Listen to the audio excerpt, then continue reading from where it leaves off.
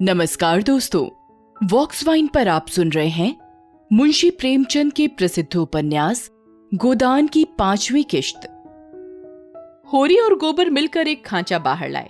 भोला ने तुरंत अपने अंगोछे का बीड़ा बनाकर सिर पर रखते हुए कहा, मैं इसे रखकर अभी भागा आता हूं, एक खांचा और लूंगा। होरी बोला, एक नहीं, अभी 2 और भरे धरे हैं और तुम्हें ना आना पड़ेगा। मैं और गोबर एक एक खांचा लेकर तुम्हारे साथ ही चलते हैं। भोला स्तंभित हो गया। होरी उसे अपना भाई, बल्कि उससे भी निकट जान पड़ा। उसे अपने भीतर एक ऐसी तृप्ति का अनुभव हुआ जिसने मानो उसके संपूर्ण जीवन को हरा कर दिया। तीनों भूसा लेकर चले तो राह में बातें होने लगी।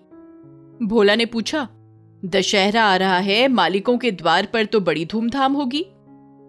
हाँ, तंबू सामयाना गड़ गया है, अब की लीला में मैं भी काम करूंगा।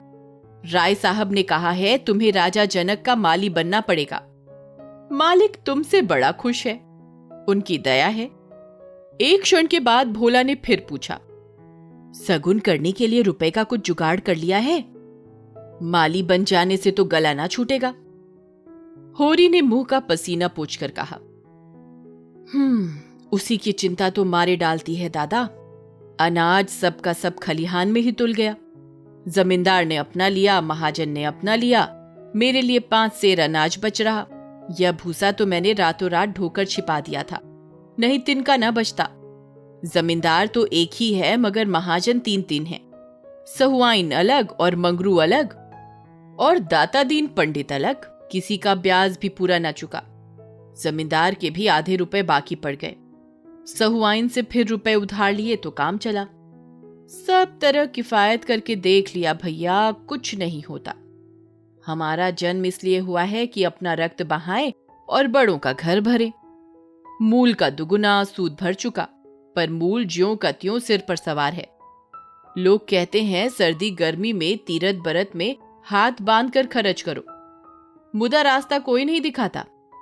राय साहब ने बेटे के ब्याह में 20,000 लुटा दिए, उनसे कोई कुछ नहीं कहता। मंगरू ने अपने बाप के क्रियाक्रम में 5,000 लगाए, उनसे कोई कुछ नहीं पूछता। वैसे ही मर्जाद तो सबकी है। भोला ने करुण भाव से कहा, बड़े आदमियों की बराबरी तुम कैसे कर सकते हो भाई? आदमी तो हम भी हैं। कौन कहता है कि हम तुम आदमी हैं? हम में आदमियत कहां? आदमी वह है जिनके पास धन है, अख्तियार है, इल्म है। हम लोग तो बैल हैं और जुतने के लिए पैदा हुए हैं। उस पर एक दूसरे को देख नहीं सकता, एका का नाम नहीं। एक किसान दूसरे के खेत पर न चढ़े तो कोई जाफा कैसे करे? प्रेम तो संसार से उठ गया। बूढ़ों के लिए अतीत के सुखों और वर्तमान के दुखों और भविष्य के सर्वनाश से ज्यादा मनोरंजक और कोई प्रसंग नहीं होता। दोनों मित्र अपने अपने दुखड़े रोते रहे। भोला ने अपने बेटों के करतूत सुनाए, होरी ने अपने भाइयों का रोना रोया, और तब एक कुएं पर बोझ रखकर पानी पीने के लिए बैठ गए। गोबर ने बनिए से लोटा मांगा और पानी खींचने लगा। भोला ने सहृदयता से पूछा, अलगौजे के समय तो तुम्हें बड़ा रंज हुआ होगा, भाइयों को तो तुमने बेटों की तरह पाला था।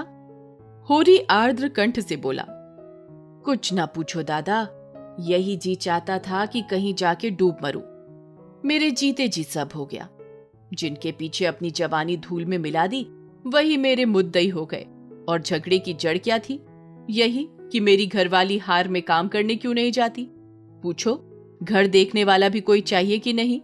लेना देना, धरना उठाना, संभालना सहेजना, यह कौन करे? फिर वह घर बैठी तो नहीं रहती थी। झाड़ू बुहारू, रसोई चौका, बर्तन, लड़कों की देखभाल, यह कोई थोड़ा काम है? शोभा की औरत घर संभाल लेती कि हीरा की औरत में यह सलीका था?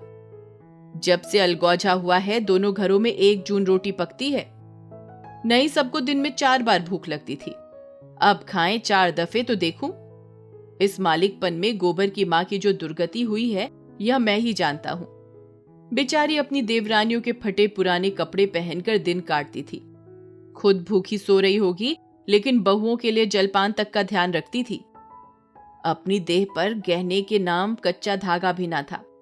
देवरानियों के लिए 2-2, 4-4 गहने बनवा दिए। सोने के ना सही, चांदी के तो हैं। जलन यही थी कि मालिक क्यों है।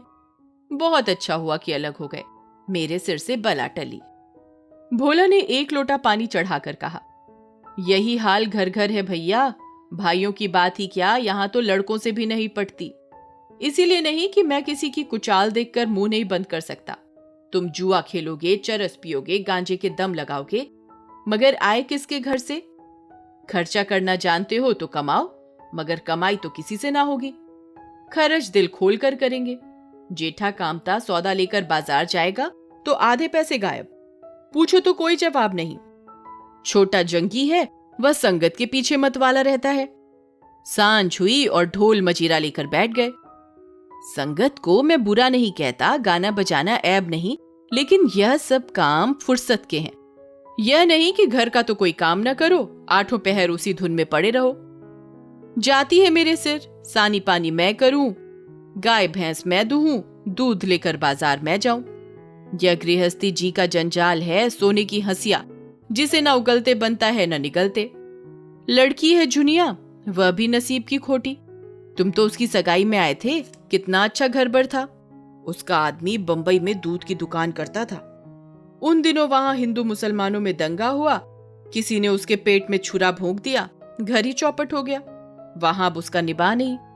जाकर लिवा लाया कि दूसरी सगाई कर दूंगा, मगर वह राजी नहीं होती, और दोनों भावजे हैं कि रात दिन उसे जलाती रहती हैं। घर में महाभारत मचा रहता है। विपत की मारी यहां आई, यहां भी चैन नहीं। इन्हीं दुखड़ों में रास्ता कट गया।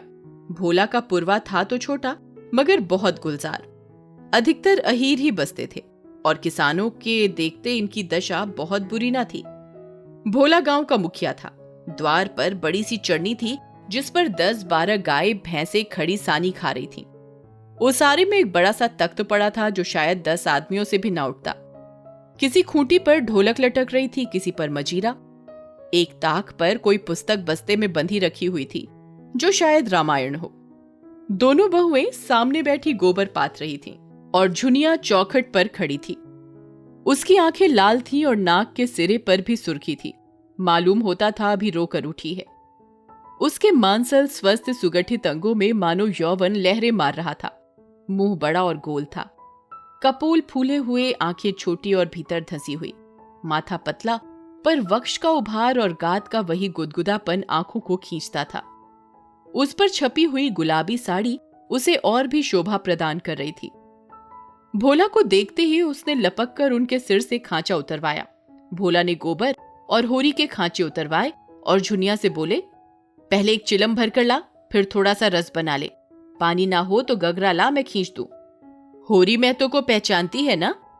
फिर होरी से बोला, घरनी के बिना घर नहीं रहता भैया, पुरानी कहावत है। नाटन खेती बहुरियन घर। नाटे बैल क्या खेती करेंगे और बहुएं क्या घर संभालेंगी। जब से इनकी मां मरी है, जैसे घर की बरकत ही उठ गई। बहुएं आटा पात लेती हैं, पर गृहस्थी चलाना क्या जाने। हाँ, मुंह चलाना खूब जानती हैं। लौंडे कहीं फड़ पर जमे होंगे, सब के सब आलसी हैं, कामचोर। जब तक जीता हूं इनके पीछे मरता हूं, मर जाऊंगा तो आप सिर पर हाथ धरकर रोएंगे। लड़की भी वैसे ही है, छोटा सा अढ़ौना भी करेगी तो भुन भुना कर। मैं तो सह लेता हूं, खसम थोड़े ही सहेगा। झुनिया एक हाथ में भरी हुई चिलम, दूसरे में लोटे का रस लिए बड़ी फुर्ती से आ पहुंची। फिर रस्सी और कलसा लेकर पानी भरने चली। गोबर ने उसके हाथ से कलसा लेने के लिए हाथ बढ़ाकर झेपते हुए कहा, तुम रहने दो, मैं भरे लाता हूं। झुनिया ने कलसा ना दिया। कुएं के जगत पर जाकर मुस्कुराती हुई बोली, तुम हमारे मेहमान हो, कहोगे एक लोटा पानी भी किसी ने ना दिया। मेहमान काहे से हो गया, तुम्हारा पड़ोसी ही तो हूं। पड़ोसी? साल भर में एक बार सूरत ना दिखाए तो मेहमान ही है।